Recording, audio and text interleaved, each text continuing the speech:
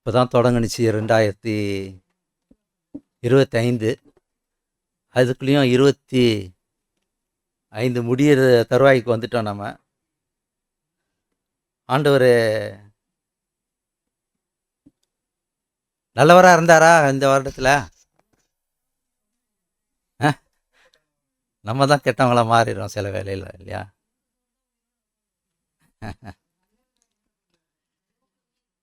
Okay. வாலிப பிள்ளைகள்லாம் அவர்கள் செய்த காரியங்கள்லாம் பார்க்கும்போது ஆண்டவரை மகிமைப்படுத்துகிறோம். அது நீங்கள் இல்லாமல் அவங்கள செய்ய முடியாது. உதாரணமாக நீங்கள் கொடுத்தீங்க. ஏழைக்கு இறங்குகிறவன் கர்த்தர் கடன் கொடுக்கிறான், அவனுக்கு கொடுத்ததை அவர் திரும்ப கொடுப்பார். உங்கள்கிட்டருந்து அவங்களுக்கு போணுச்சு, ஆண்டவர் உங்களுக்கு திருப்பி கொடுப்பார். பசியாக இருந்தேன்னு அந்த வசனத்தெல்லாம் படித்தோம் இல்லையா? அந்த நாட்டில் ஆண்டவருடைய ராஜ்யம் நம்ம வரும்போது பசியாக இருந்தவங்கெல்லாம் நம்ம பார்த்து எனக்கே செய்தீர்கள்னு சொன்ன அந்த காரியத்தை நம்ம கண்ணால் பார்க்க போயிட்டோம். ரொம்ப தாமதமாக ஆகிட்டு 12 ஆயிடுச்சு. பசியாக இருந்ததுன்னா கொஞ்சம் பொறுத்துங்க. அதுக்கு நான் பிரசங்கத்தை நிறுத்த குறைக்க முடியாது, பசியை தாங்கித்தான் ஆகணும். கடந்த வருடம் நமக்கு எப்படி இருந்தது கொஞ்சம் நம்ம சிந்தித்து பார்க்கும்போது, ஒருவேளை நம்ம கசப்பாக இருந்ததா? ஒரு சாரார கசப்பாக இருந்திருக்கலாம், ஒரு சாராருக்கு அது ஒரு இனிமையாக இருந்துக்கலாம். அந்த கடந்த வருடத்தை நாம் சற்று திரும்பி பார்க்க வேண்டும். ஆண்டவர் நிறைய இடங்களில் நிறைய இடத்துல ஆண்டவர் ஞாபகப்படுத்துகிறார் நமக்கு. அப்போ கடந்த டைரி எழுதுகிற பழக்கம் உள்ளவங்க சில பேர் இருக்கலாம். அப்போ அவங்கெல்லாம் எடுத்து படித்து பார்ப்பாங்க. கடந்த வருடத்தில் நம்ம கண்டு சிந்தித்து பார்க்க வேண்டும். அது நன்மையாக இருக்கலாம், தீமையாக இருந்திருக்கலாம், கசப்பாக இருந்திருக்கலாம், இனிமையாக இருந்திருக்கலாம். எல்லாவற்றையும் நம்ம சற்று திரும்பி பார்ப்பது அவசியம். அதனால் நம்ம கற்றுக்கொண்ட பாடங்கள் என்ன கடந்த வருடத்தில், இந்த வருடத்தில்? அந்த பாதையை நாம் ஒருபோதும் மறக்கவும் கூடாது. திரும்பி பார்க்கலாமா, பார்க்கக்கூடாதா? திரும்பி பார்க்கலாமா, பார்க்கக்கூடாதா? இதை செய்யலாமா, செய்யக்கூடாதா? எனக்கு ஒரு வசனம் ஒன்று ஞாபகம் வருது. நீதிமொழிகள் புத்தகத்தில் 26ஆம் அதிகாரம் 4ஆம் வசனம் 5ஆம் வசனம். நீதிமொழிகள் 26:4-5. ஆண்டவர் சொல்கிறாரு, மூடனுக்கு அவன் மதியினத்தின்படி மறு உத்தரவு கொடாதே, கொடுத்தால் நீ அவனை போலாவாய். மூடனுக்கு அவன் மதியினத்துக்கு படி அவனுக்கு மறு உத்தரவு கொடாத என்று. அடுத்த வசனத்தை படிப்போம். மூடனுக்கு அவன் மதியினத்தின்படி உத்தரவு கொடாவிட்டால் அவன் பார்வைக்கு ஞானியா இருப்பான். இப்போ எதை செய்யறது? வசனத்தில் ஆண்டவர் சொல்றாரு கொடாதே என்றார், மறு உத்தரவு கொடாதே என்றாரு. 2ஆம் வசனத்தில் பார்க்கும்போது கொடுன்னு சொல்றாரு. இல்லாட்டி அவன் தன் பார்வைக்கு ஞானவானியாக இருப்பான். அப்போ இது எப்படி நம்ம புரிந்து கொள்வது? இந்த வசனத்தில் பார்க்கும்போது, வேதத்தின்படி நம்ம பார்க்கும்போது, எந்தெந்த நேரத்தில் நம்ம பதில் கொடுக்கணுமோ அந்தந்த நேரத்தில் நம்ம கொடுக்கணும். எந்தெந்த நேரத்தில் நம்ம அமைதியாக இருக்கணுமோ அந்தந்த நேரத்தில் அமைதியாக இருக்க வேண்டியது அவசியமாக இருக்குது. சூழ்நிலைக்கு ஏற்றபடி நாம் அதை கடந்து செல்ல வேண்டும். அப்போ இந்த பழைய வருடத்தை நம்ம திரும்பி பார்க்கலாமா, பார்க்கக்கூடாதா? நிறைய வசனங்கள் ஆண்டவர் சொல்ற பாருன்றாரு, வேறு சில வசனங்களை பாராதேன்னு சொல்கிறாரு. எதை செய்கிறது? அதை தான் இந்த நேரத்தில் நாம் ஜெபத்தோடு நாம் கடந்து செல்ல போகின்றோம். நாம் இருந்தவனமாக கண்களை மூடி ஜெயிப்போம். கர்த்தாவே, இந்த வேளையில் ஆண்டவரே, உமது பிரசன்னத்துக்காகவும் உமது வழிநடத்துதலுக்காக மன்றாடுகிறோம் தாப்பனே. பரிசாவியான தம்மை என்னை மறைத்து என்னிலிருந்து நீ பேசவும், உமது ஜீவ வார்த்தைகள் ஆண்டவர் தம்மே எங்களுடைய இதயத்தில் பாயத்தக்கதாக எங்கள் கண்களை திறந்தலும் எங்கள் செவியை திறந்தலும் நீர் எங்களோடு பேசுமாறு மன்றாடுகிறோம். முதாவியானவர் எங்கள் மத்தியை உலாகும்படி மன்றாடுகிறோம். நாங்கள் வெறுமையாக செல்லாது இப்படி ஆசிரங்கள் பெற்றவர்களாக செல்ல அருள் புரிமாறு இயேசு மூலமாக கேட்டு பரம்பிதாவே, ஆமேன். நாம் திரும்பி பார்க்க வேண்டிய காரியத்தை பற்றி ஒரு சில காரியங்களை பார்க்க வேண்டும். என் நிலை வந்தாலும் வந்த நிலை மறவாதேன்னு சொல்லுவாங்க. எந்த நிலைமையில் இருந்தாலும் சரி, அந்த வந்த நிலைமை நீ மறக்கக்கூடாது அப்படின்னு. எதை பார்க்க வேண்டும், எதை திரும்பி பார்க்க வேண்டும்? உதாரணத்தில் பார்க்கும்போது திரும்பி பார்த்து தேவனுக்கு நன்றி சொல்ல வேண்டும். அந்த கடந்த 2020 இன்னும் முடியல, ஒரு 4 நாள் இருக்குது. 2025ஆம் வருடத்தில் ஆண்டவர் செய்த நன்மைகள் அதுலேருந்து தூக்கும். எவ்வளோ காரியங்கள் ஆண்டவர் நமக்கு செய்திருக்கிறார. இந்த நாளிலே நாங்கள் ஆண்டவர் சன்னிதானத்தில் உட்கார முடியாது செய்து வச்சிருக்கிறாரு. 52 வாரம் வருடத்தில். அப்போ நம்ம சற்று யோசிச்சு பார்க்கணும். 52 வாரத்தில் எத்தனை 52 வாரமாக நான் ஆலயத்துக்கு வந்திருக்கானே. மரியரோசம்மா பார்க்கும்போது என் சில நேரத்தில் ஆச்சரியமாக இருக்கும். இந்த வயசான காலத்தில் அவங்க ட்ரெயின் எடுத்து பஸ் எடுத்து இன்னைக்கு காலையில் வந்து சொல்கிறாங்க, உனக்கு முன்னாடி வந்துட்டான்றாங்க என்னட்ட. சௌரி பல்மீர் அவர்கள் கூட அவர்களுக்கு சில நடக்க முடியாமல் வேதனையோடு கூட இருந்தாலும் கரெக்டாக ஆலயத்துக்கு வந்து அவங்க ஃபோன் அடித்து எனக்காக ஜெபம் செய்யுங்க நான் வரணும். சௌரி ஷீலா அவர்கள் கூட உள்ளே போனால் ஃபஸ்ட்டு கார் அவங்க கார் தான் இருக்கும். கர்த்தருடைய ஆலயத்துக்கு போவோம் வாருங்கள் என்று அவர் சொன்ன போது நான் மகிழ்ச்சியாக இருந்தேன். ஆண்டவருடைய ஆலயத்துக்கு ஒவ்வொரு வாரம் ஒரு வாரம் கூட ஆண்டவர் சன்னிதானத்தில் விட்டுடக்கூடாது. ஒரு வாரம் 52 வாரத்தினை முழுமையாக்கணும். ஆண்டவரே நீர் நல்லவர், எனக்கு சுகத்தை கொடுக்குற ஆரோக்கியத்தை கொடுக்குற உங்கள் சன்னிதானத்தில் வந்து நம்ம தொழுது கொள்ளி தேவதூதலோடு சேர்ந்து நான் துதிப்பதற்கான பாக்கியத்தை எனக்கு கொடுத்து தரலாம் குத்தாவே சொல்லி ஆண்டவருடைய சன்னிதானத்தில் மகிழ்ச்சியோடு செய்யும் போது நமக்கு அதன் ஆசீர்வாதங்களும் உண்டு. ஆண்டவர் சொல்றாரு, எகிப்திலே நீ அடிமையாக இருந்ததை மறந்துடாதே. எகிப்து தேசத்தில் நீ அடிமையாக இருந்தேன்னு மறந்துடாத. ஆண்டவர் சொல்றாரு, உபாகமம் 16ஆம் அதிகாரம் 12ஆம் வசனம், நீ எகிப்தில் அடிமையாக இருந்தது நினைத்து. இப்போ கடந்த வருடத்தை அந்த அந்த இஸ்ரேல் மக்களை பார்க்கும்போது எகிப்தியர்கள் அவர்கள் பயங்கரமான கஷ்டத்தைப்பட்டாங்க. அந்த இஸ்ரேல் மக்கள் எகிப்தில் துன்பப்பட்டாங்க, வேதனைப்பட்டாங்க, அடிமையாக இருந்தாங்க, பாரம் சுமந்தாங்க, பல விதமான கஷ்டங்களை அடி வாங்கி ரொம்ப ஆண்டவர் நோக்கி புலம்பினாங்க, மண்டாடினாங்க. நம்மளும் இந்த 2025 வருடத்தில் கடந்த வருடத்தில் நம்ம எதுக்கு அடிமையாக இருந்தோம்? ஏதாவது ஒரு பாவத்தில் கட்டப்பட்டு முடியாதபடி போராடி கொண்டிருந்தோமா? அதுலேருந்து ஆண்டவர் நமக்கு விடுதலை கொடுத்து ஜெயம் கொடுத்தாரா? அதுக்கு நாம் நன்றி செலுத்த வேண்டும். இந்த வருடத்தில் நமக்கு ஆரோக்கியத்தை கொடுத்தாரா? அதுக்கு நம்ம நன்றி செலுத்தணும். அவருடைய கரத்திலிருந்து நம்ம பெற்ற நன்மைகளுக்காக நன்றி செலுத்த வேண்டும்.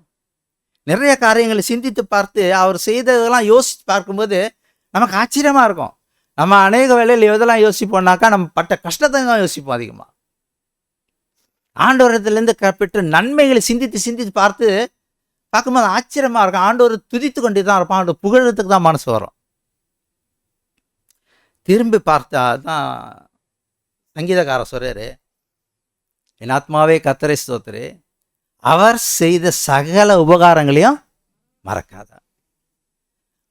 2025 வருடத்தில் ஆண்டவர் செய்த சகல உபகாரங்களை சிந்தித்துப்பார், லிஸ்ட் எடுத்துப்பார், மறவாதே, மறந்துடாத, கண்களுக்கு முன்பாக வை அப்படின்ட்டு நாம் சிந்திக்க வேண்டும். சரி, ஆண்டவருக்கு நாம் நன்றி செலுத்தணும். என்னென்ன காரியங்களை நம்ம அடிமையாக இருந்தோம் சிந்தித்து பார்த்து அதுலேருந்து விடுதலை தந்து நம்ம ஆசீர்வதிச்சிருக்க, அதுக்காக நன்றி செலுத்தணும். சரி, நம்ம அடுத்த காரியத்தை பார்க்கும்போது நாம் திரும்பி பார்த்து எச்சரிப்படைய வேண்டும்.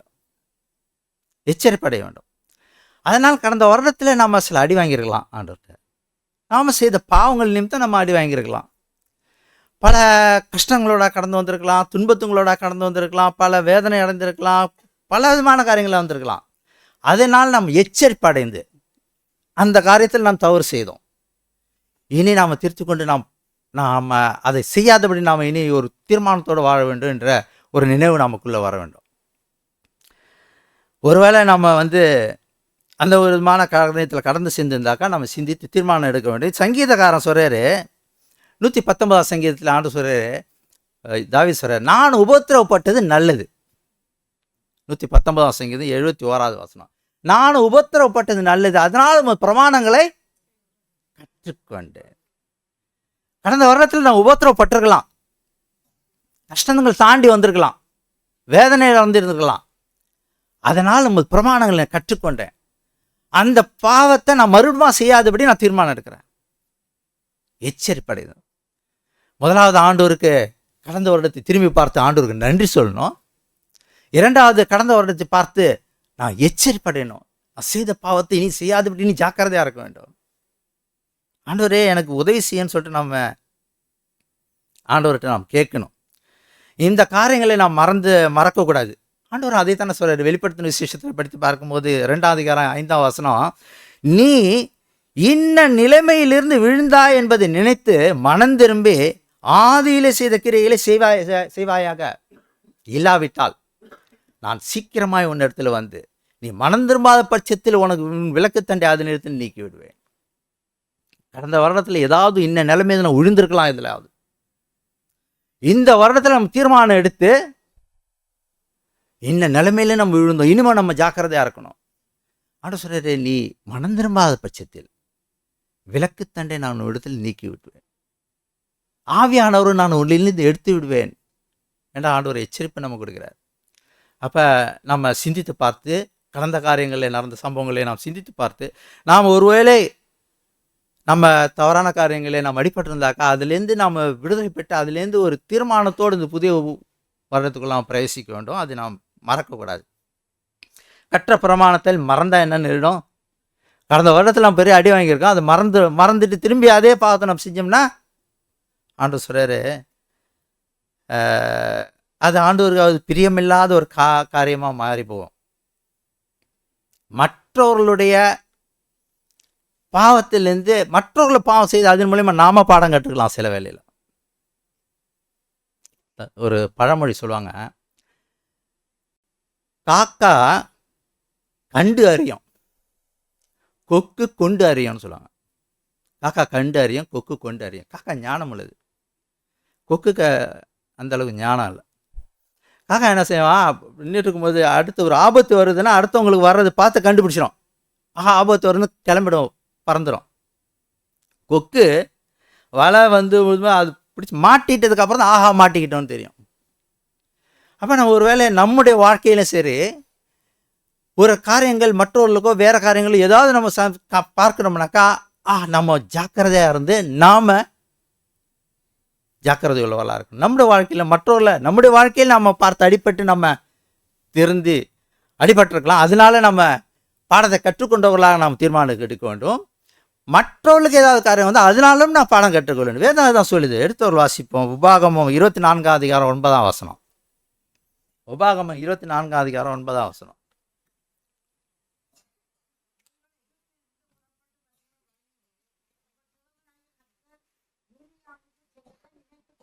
ஆண்டு சொல்றாரு, எவ்வளோ காரியங்கள் நம்ம பார்த்துருக்குறோம். ஆகானுடைய வாழ்க்கையில் தேராக அவங்கெல்லாம் போராட்டம் பண்ணிருந்தாங்க இல்லையா, நிறைய காரியங்களில் நிறைய அடிங்கள்லாம் விழுந்தது. இந்த இடத்துல ஆண்டவர் சொன்ன, எகிப்திலிருந்து புறப்பட்டு வருகிற வழியிலே உங்கள் தேவனாய கர்த்தர் மீரியாமுக்கு செய்ததை நினைத்துக்கொள். எல்லா ஜனங்களும் பார்த்தாங்க. அப்போ நம்ம வந்து நம்முடைய வாழ்க்கையிலே நம்ம படுற அடிகளை நாம் சிந்தித்து நாம் தீர்மானம் எடுக்கணும். மற்றவர்களுக்கு ஏதாவது காரியம் வரும்போது அதையும் நாம் பார்த்து சிந்திச்சாக்க தான் ஆண்டவர் சொல்றாரு, மீரியாமுக்கு செய்து நினைத்துக்கொள், மறந்துடாத. சரி, நம்ம கடந்த வருடத்தை பார்த்து ஆண்டவருக்கு நன்றி சொல்லணும். கடந்த வருடத்தில் உள்ள காரியங்களை எச்சரிப்படைந்து நாம் தீர்மானம் எடுக்க வேண்டும். அடுத்ததாக திரும்பி பார்த்து பலனடையணும்.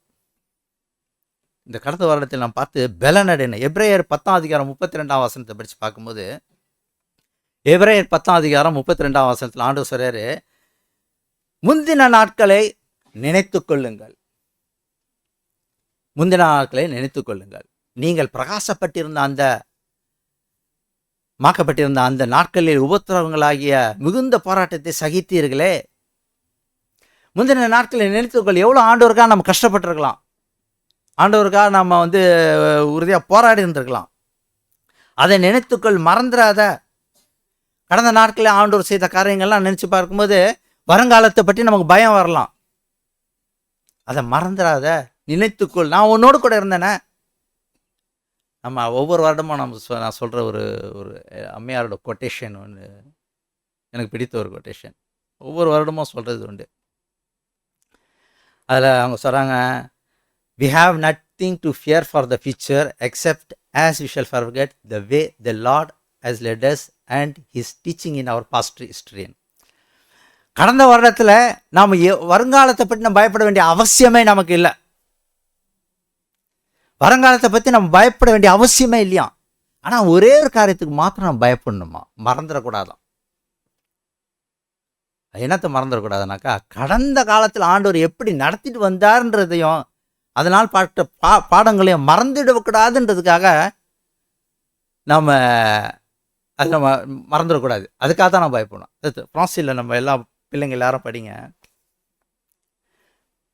nous n'avons rien à craindre. படிங்க எல்லாம் சத்தமாக.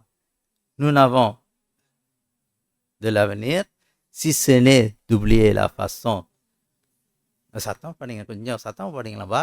முதல்ல படிங்க. nous n'avons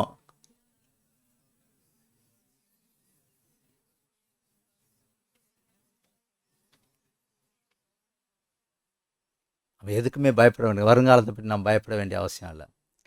ஆனால் ஒரு காரியத்தை ஆண்டவர் வழிநடத்து வந்தவர்களை மறந்துடக்கூடாதுன்றதுக்காக மாத்திரம் நம்ம பயப்படணுமா? ஓகே, சரி. பார்க்கும்போது கடந்த வருடத்தில் ஆண்டவர் என்னை நடத்தினவர், இந்த வருடத்தில் என்னை நடத்துவார், என்னை பலங்கொள்வார், என்னை தருவார் என்ற சிந்தனையோட, அந்த நினைவோட, அந்த அந்த மன தீர்மானத்தோடு நாம் கடந்து செல்ல வேண்டும். சரி, கடந்த வருடத்தில் நம்ம ஆண்டவர் செய்த காரியங்கள் நன்றி சொல்லணும். கடந்த வருடத்தில் பட்ட பாடங்களை கற்றுக்கொண்டவர்களாக நாம் என்ன செய்யணும்? எச்சரிப்படுகிறவர்களாக இருக்கணும். கடந்த வருடத்தில் ஆண்டவர் நம்ம வழிநடத்தினார் என்று சிந்தி பார்த்து நாம் பலங்கொள்கிறவர்களாக இருக்க வேண்டும். சரி, இப்போ திரும்பி பார் என்று சொன்னார் ஆண்டவரே. அதன் வசனங்கள் மூலம் நம்ம பார்த்தோம். அடுத்ததாக ஆண்டவர் சொல்கிறார், திரும்பி பார்க்காதேன்னு சொல்கிறார். எதை பார்க்காதே? லோத்தோட சரித்திரத்தை பற்றி நமக்கு தெரியும். லோத் அவர்கள் அந்த சோதம் குமாரில் அங்கே செட்டில் எல்லாம் சந்தோஷமாக இருக்கிறாங்க. அங்கே ஆண்டவர் அழிக்க போகிறார் இல்லையா, அந்த சம்பவம் நமக்கு தெரியும். அவங்கள ஆண்டவர் என்ன சொல்கிறாரு, கொண்டு போய் அவங்களுக்கு போகும்போது அவர் மனைவி 2 பிள்ளைங்கள் போகும்போது திரும்பி பார்க்காத. ஏன் பார்க்க வேணான்னு சொன்னார்? ஆண்டவர் சொல்கிறாரு, இங்கே திரும்பி பார்க்காத, நேராக போ. ஏன் திரும்பி பார்க்கக்கூடாதுன்னா, லூக்கா 17:32 படித்து பார்க்கும்போது, லோத்தின் மனைவியை நினைத்து கொள்ளுங்கள். லோத்திட மனைவிக்கு நடந்ததை ஞாபகம் வச்சுங்க, மறந்துடாதீங்க. ஏன் நினைத்து கொள்ள வேண்டும்? ஏன் தெரியுங்களா? ஒரு வசனத்தில் அதுக்கான பதில் உண்டு. எபிரேயர் 11:15 வசனம். எபிரேயர் 11:15 வசனம். எபிரேயர் 11:15 வசனம். தாங்கள் விட்டு வந்த தேசத்தை நினைத்தார்களானால் அதற்கு திரும்பி போவதற்கு அவர்களுக்கு சமயம் கிடைத்திருக்குமே. அப்போ அவங்க போயிட்டு இருக்கும்போது ஒருவேளை திரும்பி அவங்களோட வீடு, வாசல், சொத்து, நிலம் எல்லாமே அங்கே இருக்குது. தங்களுடைய பிள்ளைகள், சில பிள்ளைகள் அவங்க வரல. அதெல்லாம் திரும்பி பார்த்தாங்கனாக்கா மறுபடியும் இறங்கி போகிறதுக்கு வாய்ப்பு உண்டு.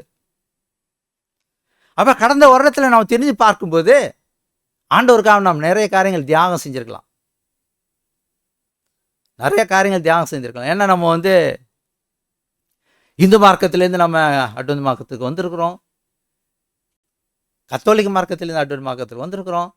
ப்ராட்டஸ்டன்ட் மார்க்கத்திலேருந்து அட்வென்ட் மார்க்கத்துக்கு வந்திருக்கோம். நிறைய காரியங்களை ஆண்டவருக்காக தியாகம் செய்து இந்த சபைக்கு வந்திருக்கோம் இல்லையா? திரும்பி பார்க்காத. இங்கே முதல்ல எவ்வளோ ரொம்ப கஷ்டமாக இருக்குங்க இந்த சபைக்கு வந்தது. உங்கள் ராலெல்லாம் ரொம்ப பிடிக்காங்க. என்கிட்ட ஒருத்தர் சொன்னார், அந்த ரால் என்னால் விட முடியலங்க. நண்டு அவ்வளோ ருசியாக இருக்குங்க, அதெல்லாம் ரொம்ப குறையுதுங்க எனக்கு நாக்குக்கு. அந்த ரம்பம் சொசிஸ்லாம் அந்த பக்கெட்டில் வச்சு எல்லாம் நல்லா சாப்பிட்ருவேன். இவங்களாம் நல்லா சாப்பிடுவாங்க.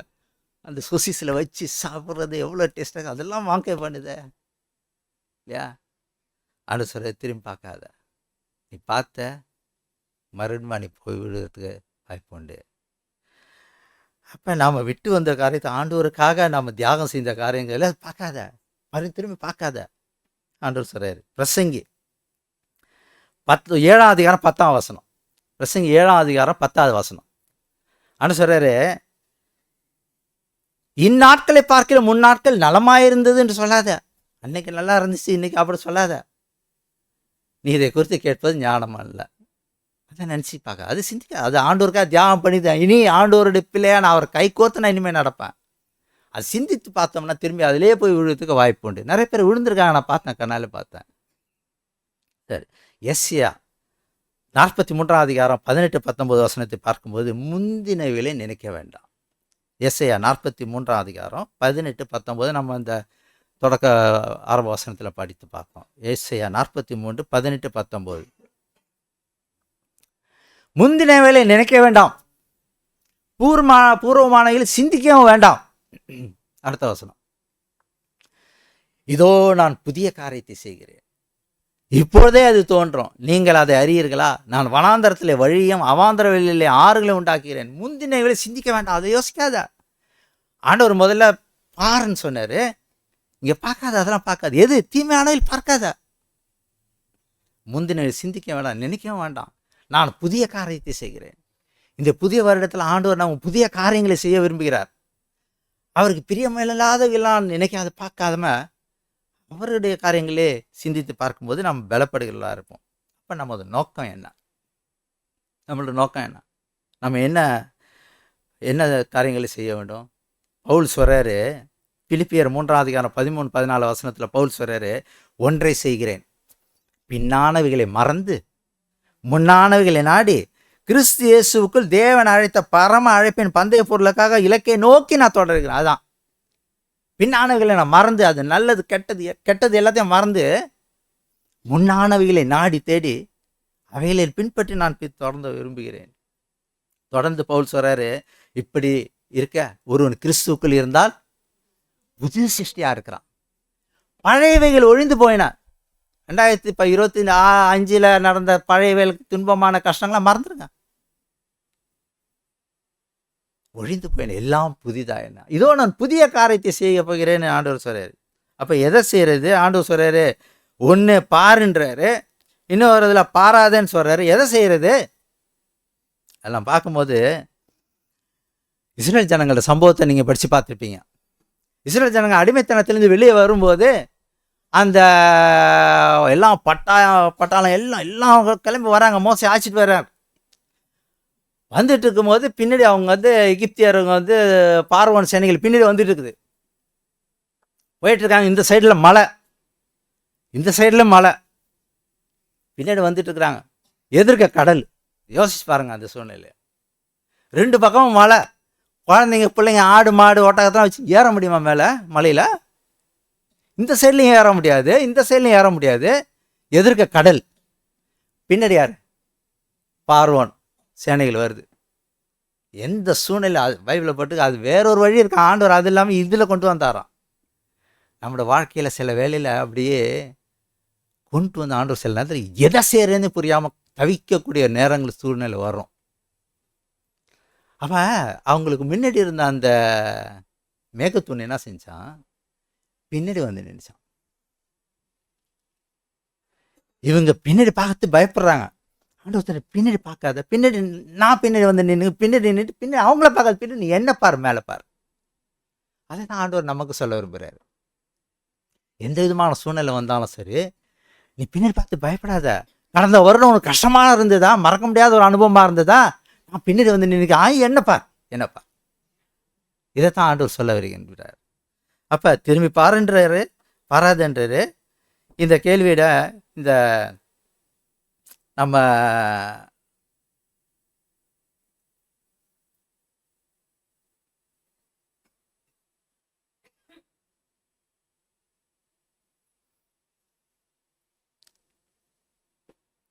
இன்னொரு சம்பவம் வேதத்தில் நடந்தது பற்றி பார்க்குறோம். அபியா ராஜான்னு ஒருத்தர் இருந்தார். அந்த அபியா ராஜா படித்து பார்க்கும்போது 2 நாளாகமும் 13:14 2 நாளாகமும் 13-14 வசனங்கள்.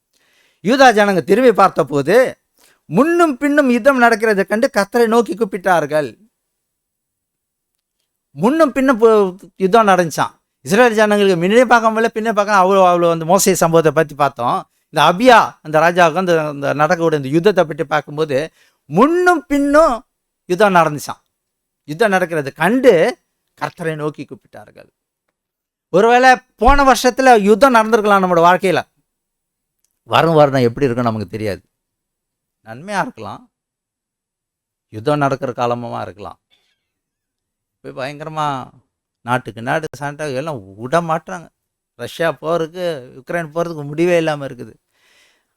இனி வரப்போகிற காலம் கொடிய காலம்தான். முன்னும் பின்னும் யுத்தம் நடக்கிறத கண்டு கர்த்தரை நோக்கி கூப்பிட்டார்கள். நம்ம எந்த யுத்தம் வந்தாலும் சரி ஆண்டவரை நோக்கி நாம் கூப்பிட வேண்டியது அவசியமாக இருக்கிறது. அதை நாம் மறந்துடக்கூடாது. அம்மையார் சொல்கிறாங்க, உயிருள்ள விசுவாசம் எப்போதும் மேல் நோக்கி தேவனிடமும் மகிமைக்கும் வழி நடத்தும். அவன் நம்பிக்கையோ கீழ் நோக்கி இருளுக்கும் மரணத்துக்கும் வழி நடத்தும். யோபு இல்லை, யோபு அவர் சொல்கிறாரு, ரொம்ப கஷ்டமான அந்த காரியத்தில் முன்னாக போனாலும் அவர் இல்லை, பின்னாக போனாலும் அவர் இல்லை.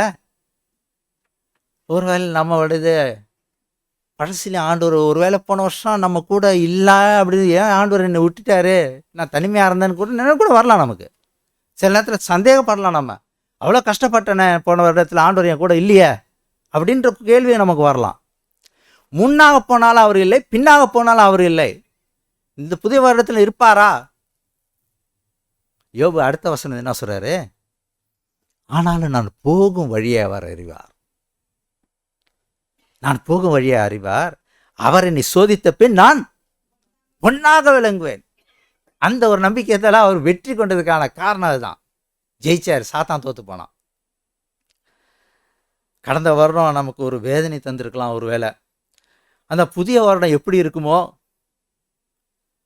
சில வேளையில் நம்ம பயம் வரலாம். வருங்காலத்தை பார்க்கும்போது மோசமாக போயிட்டு பயம் வரலாம், திகில் வரலாம், குழப்பமாக இருக்கலாம். பல விதமான காரியங்களில் பிள்ளைகளை பற்றி தான் சபையில் நிறைய பிள்ளைங்களாம் இருக்கிறாங்க இல்லையா? பிள்ளைகளை பற்றி தான் பெற்றோர்களுக்கு நிறைய கவலை இல்லையா? என்னோடய பிள்ளைகள் ரசிக்கப்படலையா, என்னோடய பிள்ளைகள் இன்னும் வாழ்க்கையாமல், இப்படி பல பல ஜப விண்ணப்பங்கள் நம்ம இருக்கலாம். பிள்ளைங்கள் வளர்ந்துட்டு வராங்களே, மேற்படிப்பு போகிறாங்களே, பட்டப்படிப்பு போகிறாங்களே, வேலை தேடுறாங்களே, வேலை செய்கிறாங்களே, இதெல்லாம் அதிக பெற்றோர்களுக்கு நம்ம எல்லாருக்கும் கவலை உண்டு இல்லையா? வருங்காலத்தை பற்றின பயம், பிள்ளைகளை பற்றினது பயம். ஆண்டவர் தம்முடைய பிள்ளைகளை ஒருபோதும் கைவிட மாட்டார் என்ற நம்பிக்கை நமக்கு வேண்டும். பிள்ளைங்களில் கல்யாண வயசு வருது பிள்ளைங்களுக்கு. அப்போ நம்ம பயம் வரும், எப்படி பிள்ளைங்களை வாழ்க்கை இப்படி அமையும் தெரியலையா? கேரளாவில் நடந்த ஒரு உண்மையான ஒரு சம்பவம். ஒரு தம்பதிக்கு பிள்ளை பிறந்தது, பெண் பிள்ளை. 2வது பிள்ளை பிறந்தது, பொம்பளை பிள்ளை. 3வது பிள்ளை பிறந்தது, பொம்பளை பிள்ளை. 4வது பிறந்தது, பொம்பளை பிள்ளை. 5வது காத்துட்டு இருந்தாங்க, ஆண் பிள்ளை பிறக்கும்னு சொல்லிட்டு. பொம்பளை பிள்ளையாக பிறந்துச்சு. 6வது பிள்ளை பிறந்துச்சு. இது எப்படியாவது ஒரு ஆணாக இருக்கும். பொம்பளை பிள்ளையாக பிறந்துச்சு. 7 நம்பர் 7, 7ஆம் நாள் பூர்ணமாவது. இந்த மேலே எப்படியாவது கிடைக்கும்னு சொல்லிட்டு நம்பிக்கையோடு காத்துட்டு இருந்தாங்க. ஒரு பிள்ளை பிறந்தது, பொம்பளை பிள்ளை. 8வது நீண்ட நாட்களாக காத்துட்டு இருந்து ஜபத்தோடு போராட்டத்தோடு போராடி கடைசியாக அவங்களுக்கு ஒரு ஆண் குழந்தை பிறந்தது அப்படின்னு நான் சொல்லுவேன். நீங்கள் நினச்சிங்களா? அதுவும் ஒரு பொண்ணாக பிறந்தது. சரி, நம்ம ஊரில் பிள்ளைங்களை வளர்க்குறது சுலபமானது இல்லை. இந்த ஊரில், இந்த தேசத்தில் அலோகாசியம் அது இதெல்லாம் நினச்சி இந்த எப்படியோ பிள்ளைங்களை ஆளாக்கிடலாம். அந்த ஊரில் ஒரு சாதாரண ஒரு குடும்பத்தில் வளர்க்குறது சுலபமான காரியமா? போராட்டம். பிள்ளைங்க வளர்கிறாங்க, அந்த பிள்ளைங்களை ஆளாக்கி அந்த பிள்ளைங்களை கல்யாணம் பண்ணி வைக்கணுமே, 8 பொம்பளை பிள்ளைங்களை. இந்த நேரத்தில் அவர் உண்மையான அட்வென்டிஸ்ட் சத்தியத்தை ஏற்றுக்கொண்டு அட்வென்டிஸ்டாக மாறிட்டார். இந்த சமயத்தில் உண்மையான சத்தியத்தை ஏற்றுக்கொண்டார். சாதாரண வெளியில் உள்ள ஒரு சபையாக இருந்தாலும் பொண்ணுங்க கட்டி கொடுத்து இது பண்ணிடலாம். அந்த காலத்து நான் சொல்கிறது ஒரு 50 வருஷத்துக்கு முன்னாடி நடந்த ஒரு சம்பவம், பல வருடங்களுக்கு முன்னாடி நடந்த சம்பவம். சுலபமான இது இல்லை, கஷ்டம். எப்படி கட்டி கொடுக்குறது? பிள்ளைங்க வளர்ந்துட்டு வராங்க. இந்த சத்தியத்தை ஏற்றுக்கொண்டு அட்வென்டிஸ்ட் சபைக்கு போட்டாங்க. அவங்க ஆலயத்துக்கு போவாங்க. நான்லாம் சின்னதாக இருக்கும்போது, நாங்கள் 10 வயசு எப்படி இருக்குமோ, நாங்கள் கோயிலுக்கு போகும்போது எங்கள் தெருவில், இந்த காலத்துலலாம் இப்போ தெருவில்லாம் யாரும் உட்கார்றது இல்லைல்ல, எல்லாம் உள்ள டிவி பார்க்கறதுக்கு உள்ளே உட்காந்துக்கிறாங்க. எல்லாம் டிவி தான் பார்ப்பாங்க. அந்த காலத்துலாம் டிவிலாம் கிடையாது, எல்லாம் ரோட்டில் தான் மாலையில் உட்காந்துருப்பாங்க. நாங்களாம் ரோட்டில் போகும்போது ஜனங்களும் உட்காந்து, நாங்கள் கோயிலுக்கு போகும்போது ஒரு சிலர் எங்களை பிரயாசம் பண்ணியிருக்காங்க. கிளம்பிட்டாங்கடா, பைபிளை தூக்கிட்டு கிளம்பிட்டாங்கடா. நான் காதால் நான் கேட்டிருக்கேன். கஷ்டமாக இருக்கும் அது பார்க்கும்போது. இவங்க அந்த 8 பொம்பளை பிள்ளைங்களையும் ஆச்சுட்டு ஆலயத்துக்கு போவாங்க. அப்போ தெருவாரெலாம் எப்படி தெரியுமா பேசுனாங்க? கிளம்பிட்டாங்கடா கோயிலுக்கு, இப்போ போது பாரு, ஒன்று ஒன்றா வருஷலாக போகுது பாரு, 8 ட்ரெயின் மாதிரி போகுது பாரு, நகை நட்டு இல்லாமல் எல்லாம் முண்டமாக போகுது பாரு, பைபிளில் ஒரு வசனம் ஞாபகம் வருது. ஆண்டவர் சொல்றாரு, மீரியாமும் ஆரோனும் மோசேக்கு விரோதமாக பேசின போது கர்த்தர் அதை கேட்டார். நமக்கு விரோதமாக அநேகர் பேசலாம், மறந்துடாதீங்க, ஆண்டவர் அதை கேட்பார். 8 பிள்ளைங்களும் ஆச்சரியப்படுறாங்க. அப்போ அவங்க மனைவியும் கேட்குறாங்க, சில எல்லாம் கேட்டாங்க, எப்படி என்ன செய்ய போகிற இந்த 8 பேர்? காட் வில் ப்ரொவைட், தேவன் அதை பார்த்துக்குவார். ஆபிரகாம் தன்னுடைய மகன் ஈசா காய்ச்சிட்டு போகும்போது, அப்பா கட்டெல்லாம் இருக்குத, நெருப்பு இருக்குத, அது எங்க? கர்த்தர் பார்த்துக்கொள்ள. நம்மளோட பிள்ளைங்களை பற்றி கவலைப்பட வேண்டிய அவசியம் இல்லை, கர்த்தர் பார்த்துக்கொள்வார். அந்த பிள்ளைங்களை அதை வளர்த்தார், சத்தியத்தில் வளர்த்தார், உண்மையான இதில் வளர்த்தார். அந்த பிள்ளைங்களை ஆண்டவர் ஆசீர்வதித்து அந்த 8 பிள்ளைங்களும் சம்பூர்ணமான ஆசீர்வாதத்தினால் நிரப்பி எல்லாம் வெல் செட்டில்டு. அதில் அது ஃபோட்டோ காட்டுற பாருங்க. இன்றைக்கி ஒரு சிலர் மறித்துட்டாங்க, சில உயிரோடு இருக்காங்க. 7 பேர் தான் இருக்காங்க. அந்த 7 பேரில் ஒருத்தவங்க வந்து கேரளாவிலே திருமணம் பண்ணி கொடுத்துட்டாங்க. பாக்கி இந்த ஃபோட்டோ அமெரிக்காவில் எடுத்த ஃபோட்டோ. கணவர்கள்லாம் நல்ல வேலை, ஒரு சிலர் பாஸ்டர், எல்லாம் செட்டில்டு. அமெரிக்காவில் அவங்க குடும்பத்தார் எல்லாரும் எடுத்த ஃபோட்டோ. ஆண்டவர் என்ன தெரியுமா சொல்கிறாரு? ஆண்டவருடைய பிள்ளைங்களை பற்றி அவர் சொல்கிறாரு. அடுத்த ஃபோட்டோ பாருங்கள். இதெல்லாம் ஆண்டவரில் ஆசீர்வதிக்கப்பட்ட ஒரு குடும்பம். ஏசாயா 45ஆம் அதிகாரம் 11ஆம் வசனத்தில் படித்து பார்க்கும்போது கர்த்தர் சொல்கிறார், வருங்காரியங்களை என்னிடத்தில் கேளுங்கள், என் பிள்ளைகளை குறித்தும் என் கரங்களின் கிரியை குறித்தும் எனக்கு கட்டளையிடுங்கள். வருங்காரியத்தை ஆண்டவர்கிட்ட கேளுங்க. ஆண்டவரே, வருங்காலத்தை என்னுடைய பிள்ளைங்களோட வாழ்க்கை எப்படி இருக்குமோ தெரியலையே, என்னிடத்துல கேளுங்க. ஆண்டவர் சொல்ற உத்தரவு கொடுக்கிறாரு, என்னிடத்துல கேள். என் பிள்ளைகளை குறித்து, உங்களுடைய பிள்ளைங்க ஆண்டவருடைய பிள்ளைங்க, நம்முடைய பிள்ளைங்களாம் ஆண்டவருடைய பிள்ளைங்க. என் பிள்ளைகளை குறித்து எனக்கு கட்டளையிடுங்கள் என்ற கட்டளை விடு, கட்டளை கொடு, உத்தரவு கொடுக்கிறாரு. அம்மையார் சொல்றாங்க ஒரு வாசகத்தில், விசுவாசிப்பதில் சமாதானமும் பரிசுத்த ஆவிக்குள் சந்தோஷமும் உண்டு சொல்லிட்டு அவங்க சொல்றாங்க, விசுவாசிங்கள் விசுவாசிங்கள் விசுவாசிங்கள் என்று என் ஆத்மா கதறுகிறது. சந்தேகப்படக்கூடாது ஆண்டவரை. எப்படி இருக்கும் என்னோட வாழ்க்கை, எப்படி அமையும் தெரியலையா, பிள்ளைங்கள வாழ்க்கை எப்படி அமையும் தெரியல, சந்தேகப்படக்கூடாது ஆண்டவர் மேல். நம்பிக்கையோடு விசுவாசத்தோடு இருக்கும்போது ஆண்டவர் மகத்துவமான காரியத்தை ஆண்டவர் செய்வார். எரேமியா அவசரத்தில் ஆண்டவர் சொல்ற, திக்கற்றவர்களாய் இப்போ உன் பிள்ளைகளை என்னிடத்தில் ஒப்புவி, அவர்களை நான் உயிரோட காப்பாற்றுவேன். நீ ஏன் கவலைப்படுற, நான் உயிரோட அவர்களை காப்பாற்றுவேன்.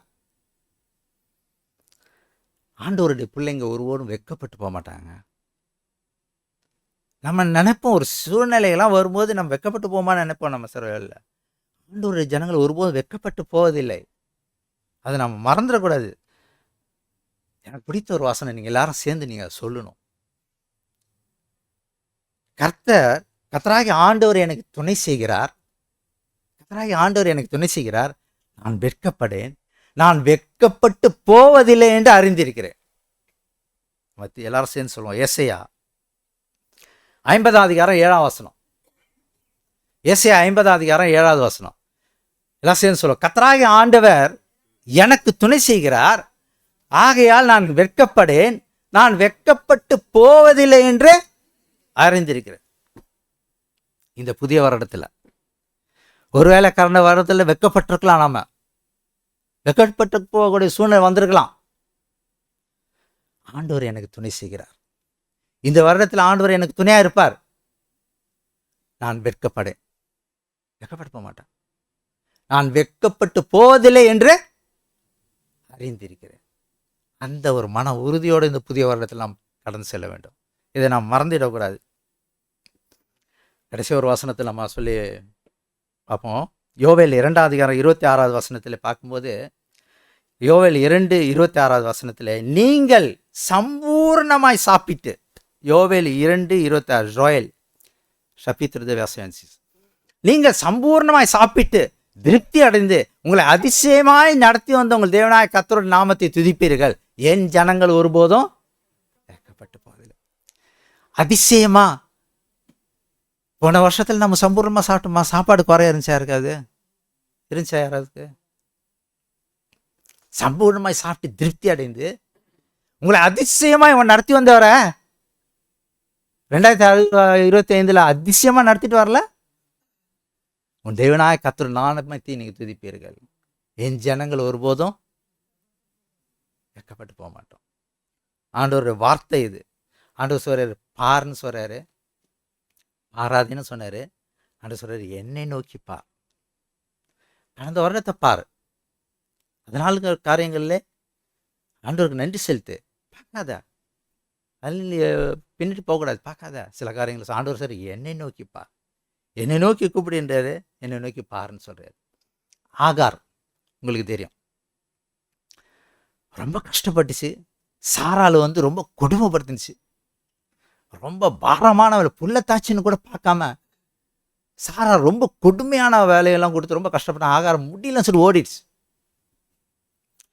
ஓடினப்ப ஆண்டவர் அந்த சாரா எதிர்க்க சொல்றாரு, ஆதியாகமம் 16:8 ஆதியாகமம் 16:8 ஆண்டவர் சொல்றாரு, சாராயின் அடிமை பெண்ணாகி ஆகாரே, எங்கே இருந்து வருகிறாய்?